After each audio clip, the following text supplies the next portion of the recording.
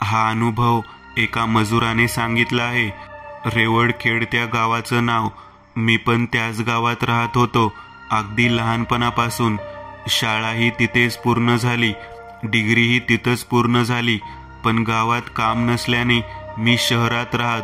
हो नक्कीच, पोटाची खळगी भरण्यासाठी. मी एक कंटेंट रायटर आहे.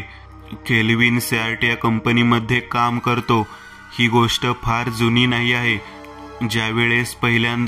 ज्यावेळेस कोरोना महाराज आले होते आणि सगळ्यांची पातळ केली होती, त्यावेळीचा किस्सा आहे. म्हणजे वाटलं नव्हतं असंही होईल. कधी जीवनात या अशा गोष्टींचा पण सामना करावा लागेल. मी निलेश देवकते. जवळपास मार्चमध्ये लॉकडाऊन झाले आणि सगळे आपल्या आपल्या गावाला पलायन करत. कोणाचे जागेवर काम सुटले, कोणाला घरून काम करायची संधी मिळाली. जीवन पूर्ण बदलून गेले होते. माझ्या मनात एक भीती होती की माझी कंपनी एक स्टार्टअप कंपनी आहे. आता काय होईल, कसं होईल. पण देवाची कृपा, माझे काम गेले नाही, पण वर्क फ्रॉम होम मिळाले. मग काय, सगळा बोजा बिस्तर घेऊन आलो ना गावात. दरम्यान व्यायाम करण्यासाठी गावाच्या बाहेर तळे होते आणि थोडे पुढे गेलं तर माझ्या मित्राचे शेत होते. तसं शेत म्हणजे एवढे चांगल्या जागेवर नव्हते. ते एक डोंगर भागावर घेतलेले शेत होते. दिवसभर घरात काम करून जीव विटायला येत होता. म्हणून फ्रेश होण्यासाठी मी आणि माझे मित्र त्या शेतात जायचो. व्यायाम वगैरे करून वापस घरी यायचो. असा रोजचा क्रम असायचा. एक दिवशी आम्ही सगळे व्यायाम करून घरी वापस चाललो होतो. एक व्यक्ती आमच्या समोरनं गेला. मी माझ्या मित्राला विचारले, अरे कोण आहे रे हा? आपल्याला रोज याच टायमाला आपल्याला दिसतो. आहे कोण हा? आपल्या गावचा दिसत नाही. तो म्हणाला, अरे तो आपल्या गावचा नाही हे खरं आहे, पण तो आपल्या राज्याचा पण नाही. मी म्हणालो, अरे काय सांगतोय, पण हा इथे करतोय काय नेमका? तो म्हणाला, अरे तू गावाकडे येताना बघितले नाही का? नवीन हायवेचं काम चालू आहे आणि हा तिथे मॅनेजर आहे. सगळ्या मजुरांचा हाच बघतो, त्याचे पैसे वगैरे. पण लॉकडाऊनमुळे सगळं बंद आहे, त्यामुळे तो अडकून पडला आहे. असा आहे का? पण हा राहतो कुठे? अरे ते आपलं पाटलाचं शेत आहे ना, ते घेतलं या लोकांनी आणि त्यावर हे सगळे त्यांचं मशीन, ट्रक्स, खडी वगैरे सगळं ठेवतात. आणि एक ऑफिस पण बनवलं आहे, तिथे हा राहतो आणि एकटाच. ठीक आहे. मग त्या दिवशी आम्ही घरी आलो, जेवण केले आणि परत दुसऱ्या दिवशी तोच दिनक्रम. आणि त्या दिवशीही तो तिथंच भेटला. तो रोज आम्हाला बघून तसाच पुढे जात असायचा. मग त्या दिवशी मी त्याला शेवटी बोललोच. मी म्हणालो, हॅलो भाई साहब, इधर किधर जा रहे हो? मला वाटले त्याला मराठीतून बोलता येत नसेल, म्हणून मी त्याला हिंदीमधून विचारले. तो म्हणाला, मला येतं मराठी बोलता. याची काही गरज नाही, मी इथेच राहतो, मी तुम्हाला रोज बघतो. असेच आमचे बोलणे झाले, ओळख झाली. आणि एवढी ओळख झाली की गोष्ट सोबत दारू पिण्याइतकी. हा प्रस्ताव तर त्यानेच मांडला होता. मीही होकार दिला. उद्या मी आलो की नंतर करू आपण, पण बसायचे कुठे? माझ्या ऑफिसमध्ये. ठीक आहे. बरं, एवढे सगळे झाले, मी तुमचं नाव पण विचारले नाही. तुमचं नाव काय आहे? ठीक आहे, काही हरकत नाही. मी राजू यादव. ठीक आहे, उद्या भेटू आपण.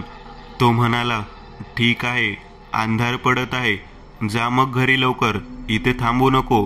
हो हो, जातो, उद्या भेटूया आपण. हो.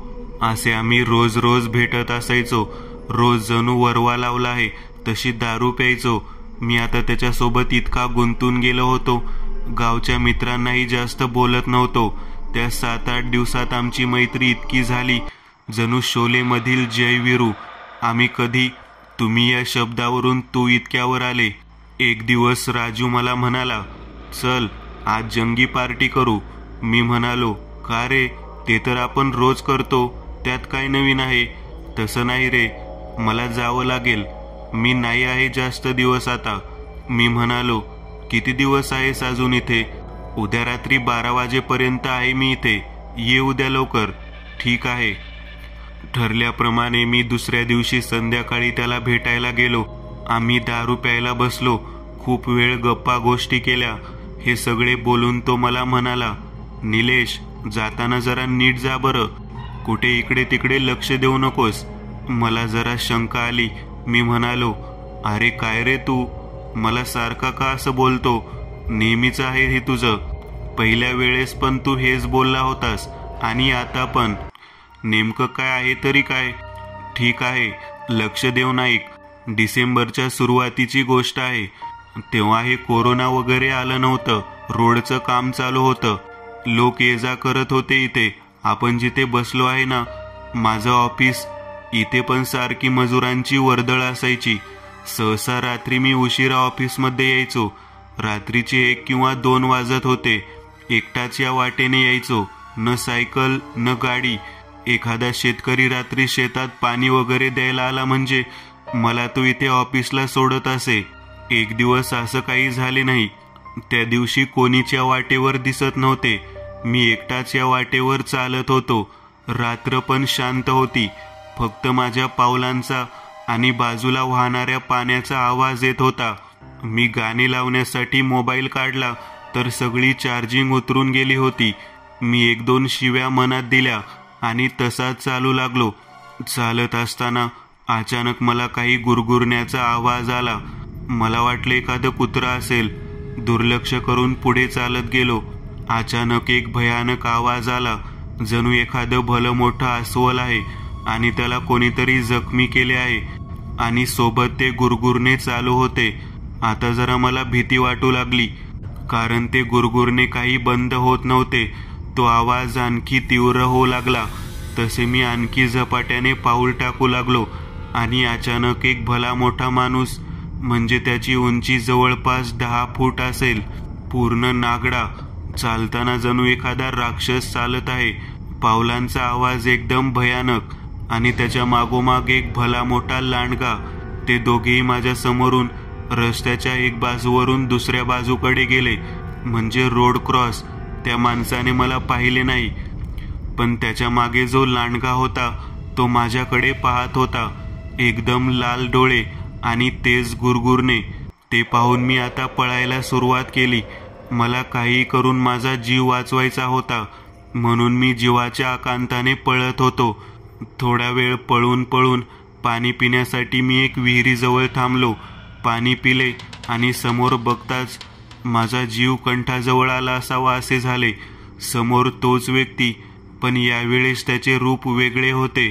त्या दानवाला मुंडके त्या लांडग्याचे होते आणि त्याचे धड पूर्ण माणसाचे, 10 फूट उंच, पंजे आणि ते गुरगुरणे.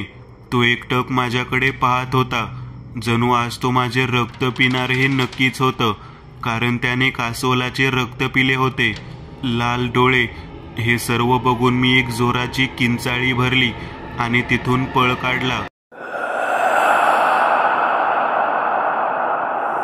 पण त्याच्या पुढे मी काय जाणार. झपाझप पाऊल टाकत तो माझ्यासोबत चालत होता. हो, चालत होता. मी पळत होतो आणि माझ्याबरोबर चालत होता. थोडा वेळ झाला. त्याच्या पावलांचा आवाज येत नव्हता आणि माझं ऑफिसही जवळ आलं होतं. मला वाटले आता मी सुखरूप आहे. पण मी जसं ऑफिस जवळ आलो, तो अचानक माझ्या समोर येऊन थांबला. तो तसाच गुरगुर करत होता आणि माझ्याकडे बघत होता. मी सगळी शक्ती एकवटून त्याला विचारले, आहेस कोण तू? समोरून एक भयानक भरडा आवाज आला. रानगा म्हणतात मला.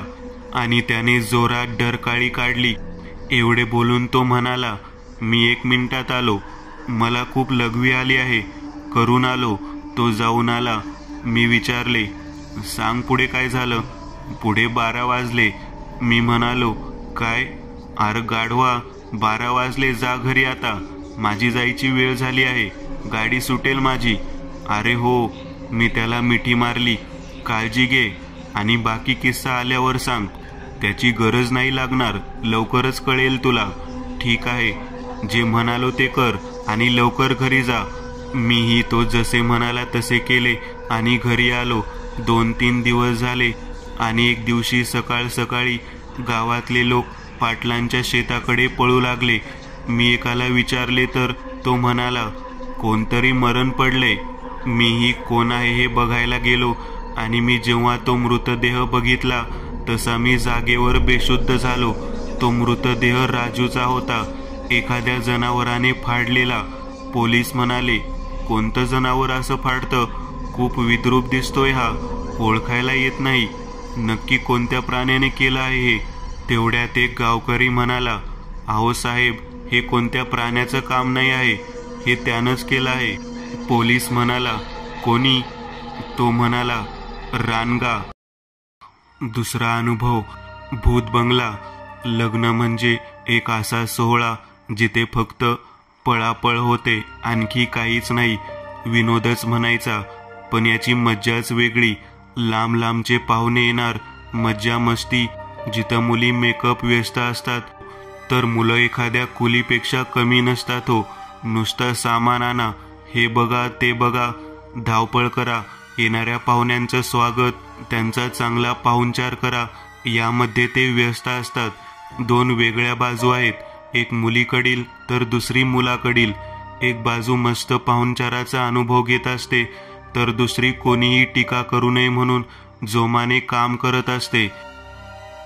पण लग्न म्हटलं की अडचणी आल्याच, पण ही अडचण न विसरणारी होती. खरं तर तो विषय काढायचा म्हटलं तर अंगावर काटा येतो. या घटनेचा साक्षीदार मी स्वतः आहे आणि माझा प्रिय मित्र गजाननच्या विषयी आहे. माझं नाव आहे सुधाकर. मी मुंबई महानगरपालिकेमध्ये काम करतो.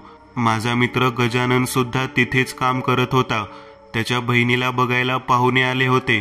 घरातले सगळे निर्णय गजाननची आई घेत होती, कारण त्याच्या वडिलांचा मृत्यू झाला होता. गजाननला या गोष्टीची जरा पण कल्पना नव्हती. तो कामावर असल्याने पोरगी बघण्याचा कार्यक्रम त्याच्या अनुपस्थितीत झाला होता. यामागे कारणही तसेच होते. भावभावकी चांगली नसते असे त्याच्या आईला वाटत होते, कारण चांगल्या कामात आपलेच विघ्न घालतात असे तिला वाटत होते. म्हणून तिने सगळं पक्क होईपर्यंत कोणाला नाही सांगितले. अगदी गजाननही नाही. हा सगळा खेळ एक आठवडाभर चालला. एक दिवस गजानन माझ्या घरी आला. म्हणाला, सुध्या ऐक ना, जेवण उरले आहे रे तुझ्या घरी. मी हो ये ना, जेवण करून जा. तो माझ्या घरी आला. त्याने जेवण केले आणि म्हणाला, अरे आई कुठेतरी गावाला गेली आहे आणि मावशी पण गेली आहे तिच्यासोबत, तर घरी कोणीही नाही सध्या. मी म्हणालो, असं आहे का? ठीक आहे, काही हरकत नाही मित्रा, तू जेवण करायला येत जा माझ्याकडे, जोपर्यंत तुझी आई येत नाही तोपर्यंत. अरे नाही, उद्या सकाळी येईल ती, पण तिने सांगितले नाही नक्की कशासाठी गेली आहे. मी म्हणालो, तुला काही सांगितले नाही का? नाही, काही नाही सांगितले. खरं तर त्याची आई त्या मुलाच्या घरी गेली होती, त्याच्या गावाला. रेपेवाडी नाव त्या गावाचं. ते गाव मुंबईपासून जवळपास 450 किलोमीटर लांब होतं. म्हणजे 12 तास प्रवास करावा लागत होता. ती एवढी धडपड करत होती कारण त्या मुलाला सरकारी नोकरी होती. घर पण अगदी सुंदर आणि मोठं होतं. बघता क्षणी लग्नाला होकार दिला. त्याच्या अटीनुसार लग्न मुलाकडे होणार असे ठरले होते. ती फक्त ठीक आहे म्हणून वापस घरी आली. घरी आल्यावर गजाननने तिला विचारलं, काय ग, आई एवढी खुश आहे, नेमकं झाले काय? आई म्हणाली, तुझ्या बहिणीचं लग्न पक्क केलं आहे. हे ऐकून गजानन जरा रागावला. आई, माझं काही अस्तित्व आहे का नाही या घरात? एवढा मोठा निर्णय आणि साधी कल्पनाही नाही. अरे हो, मुलगा सरकारी नोकर आहे, मोठा साहेब आहे, घरही सुंदर आहे. विचार तुझ्या मावशीला. हा फक्त जरा गावखेड आहे, पण माणसं एकदम चांगली आहेत. ठीक आहे, लग्न कुठे ठेवलं आहे असं गजानन विचारतो. त्याच्या गावाला अशी त्यांची अट होती बाबा. आता किती दिवस बाकी आहेत लग्नाला? आहे अजून 2 महिने. खूप कमी दिवस आहे. लाग कामाला आता. हे 2 महिने कसे जातील कळणारही नाही. गजानन म्हणाला, ठीक आहे. लग्नाचा हॉल वगैरे बघून आले का नाही? जाऊ दे रे, गाव आहे ते शेवटी, तरी पण चांगलं आहे म्हणे. नाव आहे का नाही त्याला? काहीतरी आहे बाबा, बंगला. हां, भूत बंगला. काय, हे कसले नाव आहे? त्यावर आई जरा भडकली. काय रे, नुसता आल्यापासून नापाडा लावलास नुसता. गप्प बस आणि तुझं काम कर. मला शिकवतोय. एवढे संभाषण झाले. सगळी तयारी करून झाली. ताची म्हटली होती ते अगदी खरंही झालं. 2 महिने कधी निघून गेले कोणाला कळलंही नाही. आता जिवलग मित्राच्या बहिणीचं लग्न म्हणजे आपल्या बहिणीचं लग्न म्हणून मीही गजाननला मदत करत होतो. आम्हाला त्या गावात लग्नाच्या 2 दिवस आधी पोहोचायचे होते. त्यामुळे सगळे पाहुणे घेऊन आम्ही रेपवाडीकडे निघालो. बस ड्रायव्हरला माहीत नव्हते मी त्या दिशेने 2 रेपवाडी गाव आहेत. एक रेपवाडी बुद्रुक आणि दुसरं नुसतं रेपवाडी. आम्हाला फक्त रेपवाडीला जायचं होतं आणि तो चुकीच्या दिशेने गाडी चालवत होता. आम्हाला तरी कसे माहीत पडणार? आम्ही तर कधीच मुंबईच्या बाहेर पडलो नाही. आज सगळं त्यालाच माहीत होतं. पण नालायक दारू पिला होता. त्या बसमध्ये मी, गजानन आणि बाकी सगळे पाहुणे होते. नवरी दुसऱ्या गाडीत आधीच पुढे गेली होती. काही तास पुढे गेल्यानंतर आमच्यासोबत ते झाले जे कोणत्याही पाहुण्यासोबत होऊ नये. ड्रायव्हरला बस कंट्रोल नाही झाली आणि शेवट त्याने बस पलटवली. त्या गावात जाण्याआधी असे अनुभव यायला सुरुवात झाली होती. त्या अपघातात कोणती जीवितहानी तर झाली नव्हती, पण सगळ्यांना गंभीर दुखापत झाली. काही जण बेशुद्ध तर काही जण शुद्धीत होते. मला जास्त दुखापत झाली नव्हती. गजाननही बेशुद्ध होता. मी आणि एक मुलगा दोघेच ठीकठाक होतो. बस पलटी झाली असल्याने दरवाजा तर निकामी झाला होता. मी एक खिडकी फोडली आणि हळूहळू आम्ही दोघांनी त्या सगळ्यांना बाहेर काढले. इकडे हळद सुरू झाली होती. तेवढ्यात त्या सगळ्यांना कळले की आम्ही रस्ता चुकलो आणि आमची बस पलटली. पण सगळे ठीक आहेत. काही जण ज्यांना जास्त लागले आहे त्यांना वापस मुंबईला पाठवले. बाकी आता येत आहेत. हे ऐकून गजाननची आई ढसाढसा रडू लागली. सगळ्यांनी तिला धीर दिला. म्हणाले, त्याला काही झाले नाही, काळजी करू नका, तो येईल थोड्याच वेळात. तेवढ्यात मी, गजानन आणि राहिलेले पाहुणे तिथे पोहोचतो. आम्हाला बघताच सगळे विचारू लागतात, काय झाले होते, हे कसं काय झाले? तेवढ्यात एक आजोबा येऊन सगळ्यांना म्हणतात, बाजूला व्हा, आधीच घाबरून गेला आहे तो, जा हळदीची तयारी करा. आणि मला म्हणाला, बस लेकरा, लागलं नाही ना तुला? एक गोष्ट मला समजली नाही. तो गजाननकडे एकटक बघत होता. गजानन म्हणाला, सामान आणलं आहे खूप सारं, याला लग्नाच्या हॉलमध्ये ठेवून येऊ. मला माहीत पण नाही लग्न कुठे आहे. मी म्हणालो, अरे रे, ते काय ते भूत बंगला काहीतरी नाव आहे. तेवढ्या सगळे गावकरी आमच्याकडे बघू लागले. त्या सगळ्यांचे वागणे जरा विचित्र होते. तेवढ्यात एक जण म्हणाला, अर, आधी तुला हळद तर लावू दे, नंतर तुला तिथेच घेऊन जायचे आहे, वाट बघत आहे. गजानन म्हणाला, कोण वाट बघत आहे? तेवढ्यात मुलीचा बाप म्हणाला, कोणीही नाही. कोण वाट बघणार? आम्हीच ना, दुसरं कोणीही नाही. मला जरा शंका आली होती, त्यामुळे मी त्यांच्यावर नीट निरीक्षण देत होतो. तेवढ्यात मी म्हणालो, चला मग, सामान ठेवून येऊ आपण हॉलमध्ये. तेवढ्यात एक जण म्हणाला, आता एवढ्या रात्री आणि ते पण भूतबंगल्यामध्ये? एक काम करूया आपण, उद्या सकाळी हे सगळं सामान नेऊन ठेवू. माझी शंका पक्की झाली की काहीतरी गडबड आहे. मी त्याला धरून छतावर आणले आणि म्हणालो, नेमकं काय भानगड आहे सांग, नाहीतर इथून खाली फेकून देईल तुला. तो म्हणाला, सांगतो, थांब. आणि तो सांगू लागला, हे सगळं त्याचा आदेश आहे. तो त्या भूत बंगल्यामध्ये राहतो. खरं तर त्याचं नाव नगरेश्वर असे होतं. ते फक्त लग्न समारंभ वगैरे करण्यासाठी वापरत होतं. काय झाले काय माहीत, अचानक हा राक्षस आला आणि आमचे जीवन नरक झाले. आम्ही सगळे त्याची सेवा करतो. मी म्हणालो, कोण आहे तो? खवीस. त्याने अख्ख्या गावातील मुली मारून टाकल्या आणि आम्हाला म्हटले आहे की जर तुम्हाला जिवंत राहायचे असेल तर मी जी मुलगी बोलेल ती मला आणून द्यावी लागेल. त्याला अशी मुलगी हवी असते जिच्या कुंडलीत काल सर्पयोग आहे.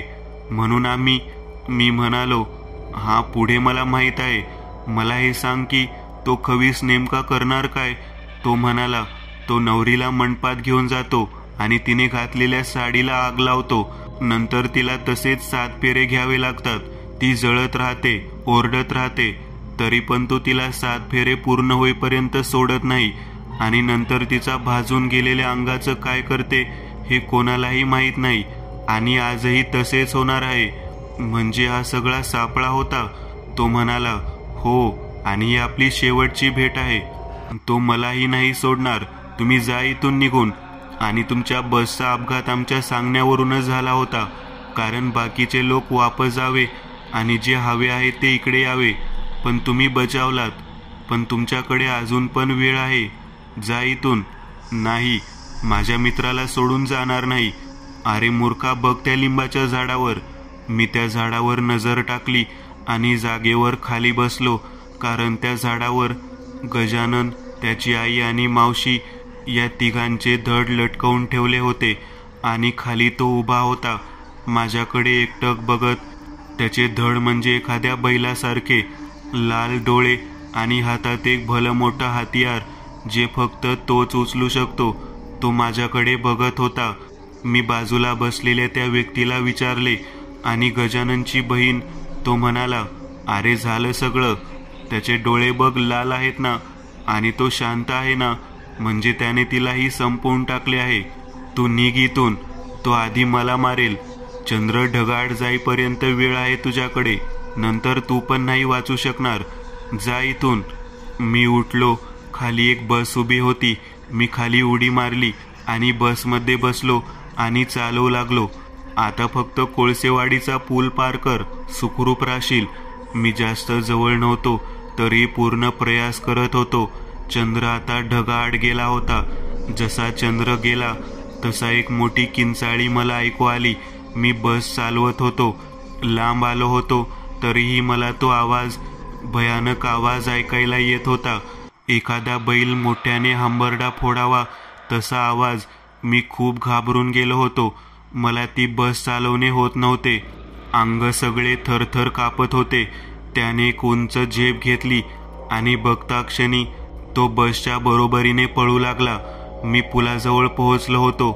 गाडी पुलावर आली तसे त्याने गाडीला एक धडक दिली. बस तशीच पाण्यात कोसळली आणि सोबत मीही. पण यावेळी मला गंभीर दुखापत झाली होती. माझ्या जिभेला गंभीर दुखापत झाली होती आणि एक हातही तुटला होता. कसाबसा पोहत मी कोळसेवाडी पूल पार केला आणि दुसऱ्या टोकाकडे पोहोचलो. नंतर मी मागे वळून पाहिले नाही आणि मुंबईला आलो. झालेला प्रकार मी कोणाला सांगू शकत नव्हतो, कारण माझ्या जिभेला दुखापत झाल्यापासून मी न काही बोलू शकत होतो, न काही करू शकत होतो. मी जिवंत असलेलं मड झालो होतो, म्हणून झालेलं सर्व लिहून काढत आहे.